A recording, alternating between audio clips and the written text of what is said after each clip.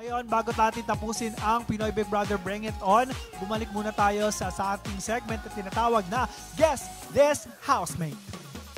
Ayan, ay nako, medyo mahirap na yun sa mga dulo nyo ha. Yung kanina hindi natin alam kung sino yun ha, hindi si Vicky Rushton.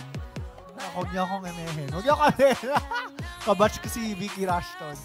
Ay, congrats pala kay Vicky. Naka-message ko siya. Ang feeling, dahil nag-apply siya sa Binibining Pilipinas. Congrats, Binibining Vicky Rushton. Ayan, sana manalo ka.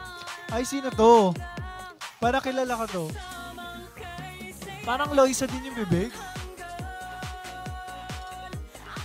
Sino siya? Wait lang. Ang hirap dito ha. Wait. Tumatak ba to? Naging controversial ba siya? Naging controversial. Di ba ito si Wendy Valdez? Hindi Wendy Valdez. Wait. Okay. From last season, at naging best friend ni Maymay.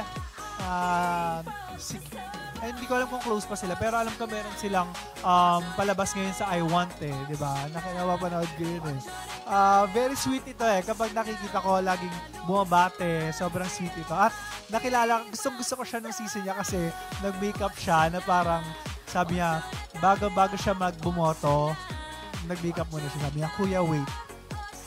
Eto, si Kisses. Ayan. Nako, next. Muntik na ako na magkawali. Tinabahan ako. Okay, crush ko din ito. At pareho kami ng handler. At, ano siya, ginampanan niya ang role na Budoy, di ba? Ayan. Siyempre, mag-ex sila ni Kim. Ayan. Si Gerard Anderson. Wala kami ng handler Next naman. Ayan. At syempre, host din natin to sa Pinoy Big Brother 8 at sa Gold. Diba? Gold talaga. Gold. At alam mo, nakapunta na kami. Yung kasama ko yung mga host sa condo nito sa Rockwell. Maganda yung condo niya. At mayaman na siya ngayon. Grabe. Ayan. At gwapo din to Crush ko din to Siyempre, si Robbie Domingo. Ayan. Ano naman siya sa Pinoy Big Brother Season 2. Ito, ay ultimate crush ko to. As in, sa Pilipinas. Ang gwapo-gwapo niya.